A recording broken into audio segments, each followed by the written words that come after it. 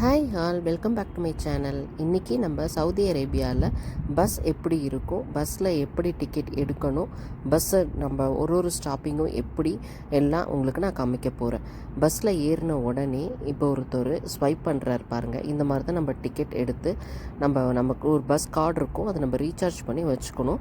ஒவ்வொரு ட்ராவல் அப்பையும் நம்ம அதை ஸ்வைப் பண்ணிக்கணும். அதுதான் நம்ம டிக்கெட் எடுக்கிறது. ஓகேங்களா? இந்த மிஷின் தான். அது கார்டை காமிச்சோன்னே அதுவே ரீட் ஆகிடும். இது டிரைவர் சீட் என்ட்ரன்ஸில் லெஃப்ட் சைடில், கல்ஃப் கண்ட்ரீஸில் ஃபுல்லாகவே லெஃப்ட் சைடில் தான் இருக்கும். இப்போ ஒரு டிஸ்பிளே டிவி மேலே தெரிஞ்சது இல்லையா, அதில் நெக்ஸ்ட் ஸ்டாப்பிங் என்னன்றதை முன்னாடியே நமக்கு அனௌன்ஸ் பண்ணிடுவாங்க. இங்கே ஃபுல்லாக ஸ்டாப்பிங் நம்பர் வச்சு தான் நம்ம சொல்லிக்க முடியும். இதுதான் பஸ்ஸோட ஃபுல் வியூ, கம்ப்ளீட் ஏசி. ஓகேவா? டிக்கெட் கார்டு ரீசார்ஜ் பண்ணணும்னு சொன்னேன் இல்லையா, அது எப்படி பண்ணணும், எங்கே பண்ணணுன்றதை நான் நெக்ஸ்ட் வீடியோவில் போடுறேன். ஓகேவா?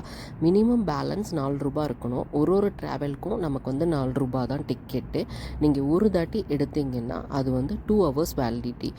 நீங்கள் எங்கே வேணாலும் போயிட்டு 2 ஹவர்ஸ்க்குள்ளே நீங்கள் திருப்பி ரிட்டன் ஆனீங்கன்னா நீங்கள் டிக்கெட் ஸ்வைப் பண்ண வேண்டாம்.